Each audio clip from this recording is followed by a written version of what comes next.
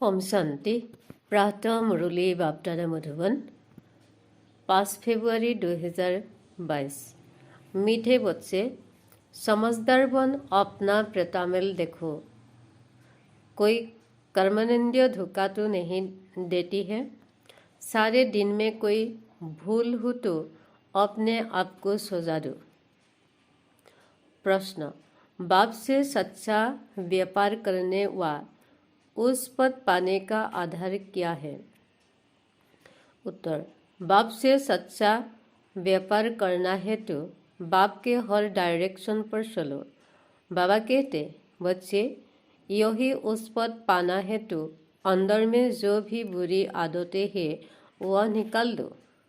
क्रूरदृष्टि, court आदि से बहुत नुकसान होता है। इसलिए कर्म अकर्म विकर्म की गुच्छ गति जो बाप ने समझाया है उसे बुद्धि में रखो। ओम शांति।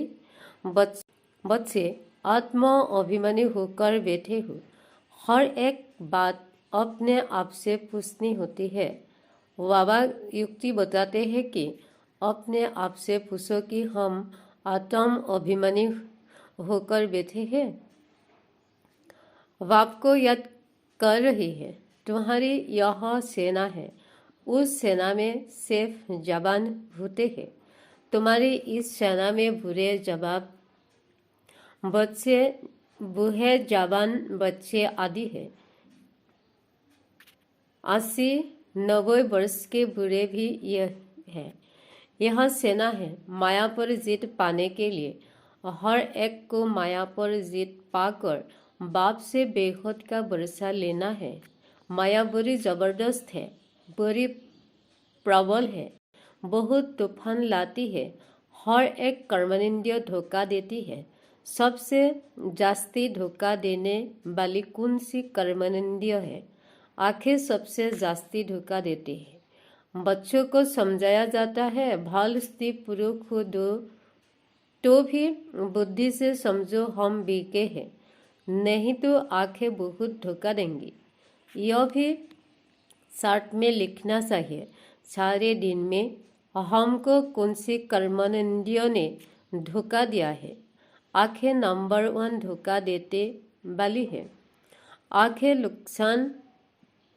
नुकसान बहुत करती है। सूरदास का मिसाल देखा, मुझे आंखें धोखा देती है तो आंखें निकाल दी। बाल बच्चे सर्विस बहुत अच्छी करते हैं, परंतु माया भी कम नहीं है। आंखें बहुत धोखा देती है और एकदम पद भ्रष्ट कर देती है। समझो सामने बच्चे जो होंगी वह सारा दिन नोट करेंगी और हमने कोई भूल तो नहीं की। भक्ति मार्ग में भी अपने को समाप्त मारते हैं कि याद रहे, फिर यह काम को भी नहीं करेंगी। वैसे ही इसमें भी सास रखो।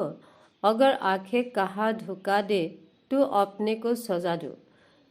किनारा कर चला जाना चाहिए, खड़ा होकर देखना नहीं चाहिए। सन्यासी लोग बहुत करके आंखें बंद कर बैठती है, स्त्री को देखते ही नहीं है। वहाँ पुरुषों को आगे, स्त्रियों को पिछाड़ी में बैठाते हैं। यहाँ भी तुम बच्चों को मेहनत करनी है। विश्व का राज्य पाना कोई मासी का घर नहीं है। अभी तुम बच्चे हो संगम युग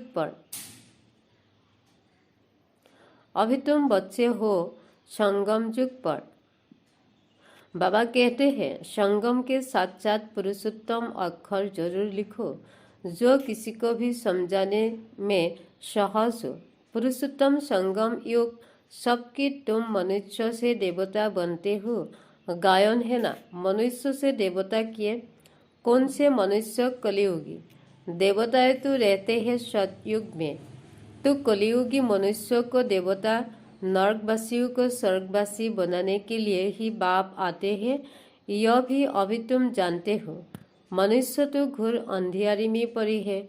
बहुत है जो कभी स्वर्ग को देख नहीं भी सकेंगे। बाप कहते हैं, तुम्हारा यह धर्म सुख देने वाला है। भल गाते भी है, हेवलिन गॉड फादर, परंतु उनसे हेवन की स्थापना किया यह नहीं जानते। और धर्म वाले भी कहते हैं हेवलिन गॉड फादर, परंतु उनको यह मालूम नहीं है कि हेवन में हमारा पार्ट नहीं है।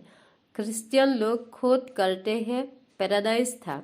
इन देवी देवताओं को गॉड गॉडेस भी कहते हैं, परंतु यह नहीं समझाते तो जरूर गॉड ने उसे उनको गॉड गॉडेस बनाया होगा। तुमको बाप अब ऐसा बन रही हो तो तुमको मेहनत भी करनी चाहिए। अपने से रोज पूछो मुझे कौन सी कर्मनिंद्रिय धोखा देती है। जबान भी कम नहीं है। अच्छी चीज देखेंगी तो दिल होंगी यह खाओ। आगे तुम बच्चों को कसहरी होती थी, भूल बताते थे। शिव बाबा के यज्ञ से कोई चीज चोरी करना बड़ा खराब है, परंतु माया नाक से बहुतों को पकड़ती है। तो बाप कहते हैं बच्चे, बुरी आदतें जो है वह निकालनी चाहिए, नहीं तो उस पद पा नहीं सकेंगी, भल स्वर्ग में जाएंगी। परंतु कहाँ राजा कहाँ प्रजा, प्रजा में भी गरीब साहूकार होती है, तो कर्मेंद्रियों को बहुत संभाल रखनी चाहिए, पेतामेल रखना चाहिए। यह भी व्यापार है ना, कोई बेराला नहीं है यह व्यापार करे। बाप समझाते हैं बच्चे, अगर मेरे से व्यापार करना है, उस पद पाना है तो डायरेक्शन पर चलो, माया तुमको भुलाएंगी जरूर। अगर बाप की मौत पर नहीं चलेंगी तो पिछड़ी में सब साक्षात्कार होंगे, फिर तुम बहुत पछताएंगे। अभी तो सब कहते हैं हम नर से नारायण बनेगी, परंतु अपने आप से पूछते रहो बाबा के डायरेक्शन के अमल में लाओ तो बहुत उन्नति होगी। सारे दिन का पेतामेल निकालो। आँखों ने कहा धोखा तो नहीं दिया, मंजिल बहुत ऊंची है, इसलिए 4 रत्न ही 5 बिंद अनार निकलती है। भल 9 रत्न भी होते हैं, उससे नंबर 1 तो है बाबा, बाकी 8 रत्न।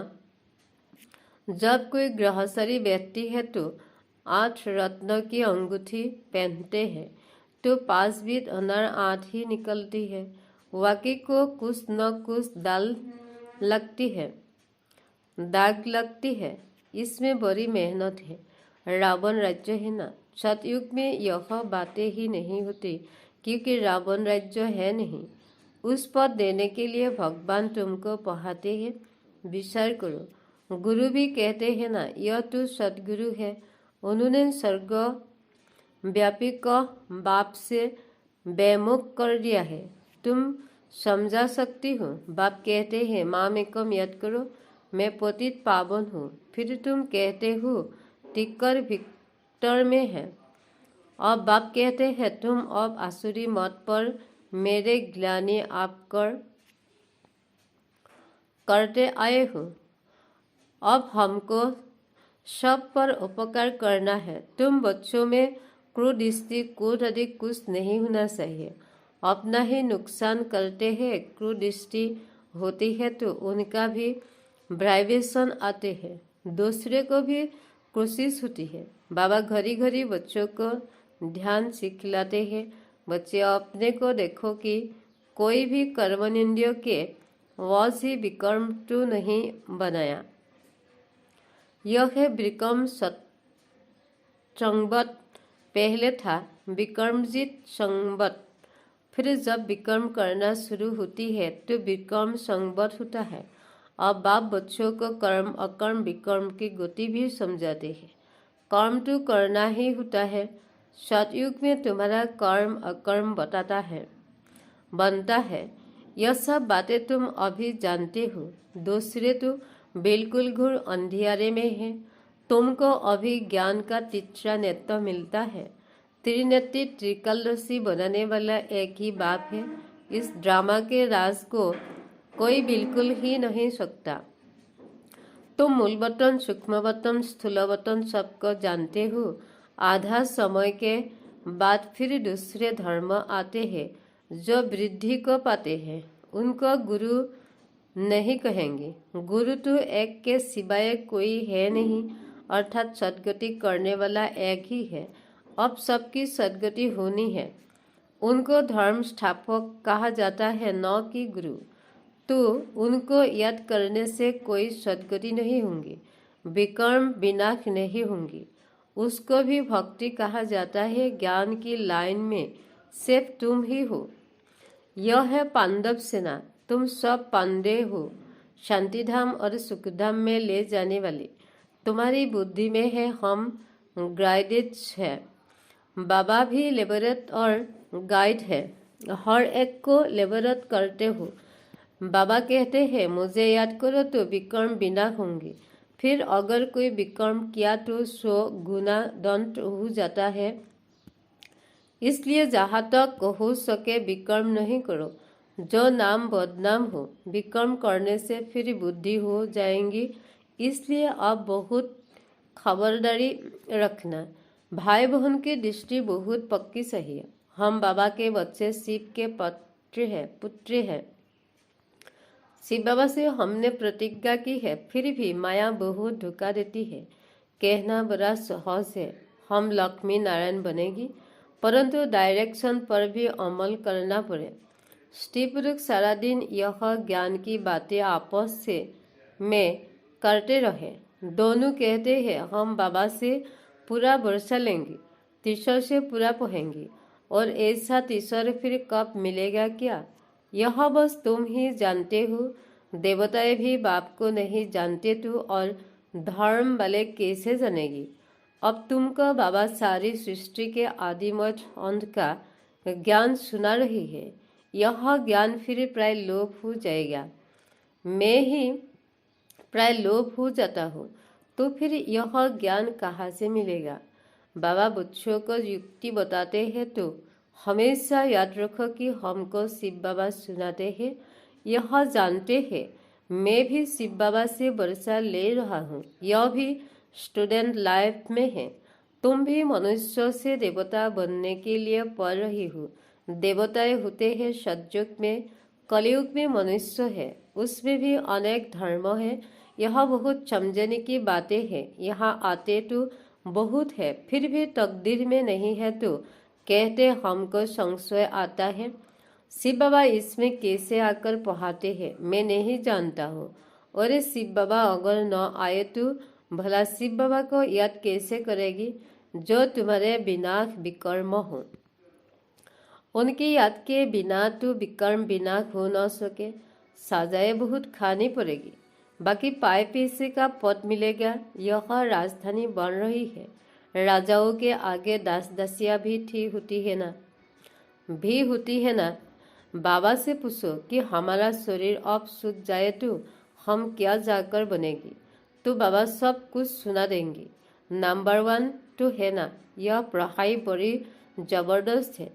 इसमें कमाई बहुत है। मनुष्य कमाई के लिए कितने हैरान रहती है।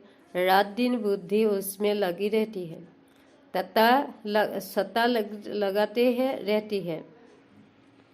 सत्ता लगाते रहती है। तुम्हारे पास भी बड़े व्यापारी लोग आते हैं, कहते हैं क्या करे, फुर्सत नहीं है। अरे विश्व के बादशाही मिलती है, सिर्फ शिव बाबा के याद करना है। अपने इष्ट देव को भी याद तो करते हो ना। कोई देवता को याद करने से विकर्म विनाश नहीं होंगे। इसलिए बाबा बार बार समझाते रहते हैं, ताकि कोई ऐसे न कहे कि हमको कोई ने समझाया नहीं। तुम बच्चों को हर एक को पैगाम देना है। एरोप्लेन से परसा गिराना भी बहुत अच्छा है। कोई ऐसा न रह जाए जो कहे कि हमको मालूम ही नहीं पड़ा कि बाबा आया है, इसलिए यह सब करना पड़ता है। ब्रह्मा है शिव का पहला बच्चा। प्रजापिता ब्रह्मा वह भी बाप ठहराना। ब्रह्मा द्वारा शिव बाबा स्वर्ग की स्थापना करते हैं। बाबा कहते हैं मैं इन द्वारा आदि सनातन धर्म की स्थापना कर रहा हूँ। हवनहार विनाश के बाद विश्व के सुख शांति पवित्रता होंगी। कल्प कल्प ऐसे स्वर्ग की स्थापना होती है। सदैव बाबा बाबा कहते रहो। बाबा कहने से ही आंखों से प्रेम के आंसू आ जाए। बाबा आपसे कब मिलेगी, परंतु जो सन्मुख बैठे हैं वह मानते नहीं और नहीं देखने वाले तड़पते हैं। वंदर है, लिखते हैं बंधन से छुड़ाओ। कोई कोई तो बाबा के बनकर फिर माया के बन जाती है। फिर फिसरी में याद आएगा। मरने समय सबको कहते हैं राम राम कहो, फिर अंत में कोशिश होगी। समझेंगे बाबा की याद से हम विकर्म तो विनाश करे। बाबा कहते हैं मीठे मीठे बच्चे अपना कल्याण करो, बाप की श्रीमत पर चलो, सबको संदेश देती रहो। एरोप्लेन से कोई को पर्चा मिला तो वह जग गई। सारे विश्व में खास भारत में सुख शांति तो स्थापना होनी ही है। अच्छा, मीठे मीठे सिकिलाधि बच्चोपति माता पिता बाप दादा का याद प्यार गुड मॉर्निंग। रूहानी बाप की रूहानी बच्चों को नमस्ते। धारणा, भाई बहन व भाई भाई की दृष्टि पक्की करनी है। बहुत खबरदार रहना है, ऐसा कोई कर्म न हो जो बाप का नाम बदनाम हो। बाप में कभी भी संशय नहीं लाना है। प्रेम से बाप को याद करना है। रात दिन पढ़ाई पर ध्यान देकर कमाई जमा करनी है। वरदान, सदा विजय की स्मृति से हर्षित रहने और सर्व की खुशी दिलाने वाले आकर्षण मूर्त भव। हम कल्प कल्प की विजयी आत्मा है। विजय का तिलक मस्तक पर सदा चमकता रहे तो यह विजय का तिलक औरों को भी खुशी दिलाएंगे, क्योंकि विजयी आत्मा का चेहरा सदा ही हर्षित रहता है। हर्षित चेहरे को देखकर खुशी के पीछे स्वतः सब आकर्षित होते हैं। जब अंत में किसी के पास सुनने का समय नहीं होगा तब आपका आकर्षण मूर्त हर्षित चेहरा ही अनेक आत्माओं की सेवा करेगा। स्लोगन, अव्यक्त स्थिति की लाइन चारों ओर फैलाना ही लाइट हाउस बनना है। ओम शांति।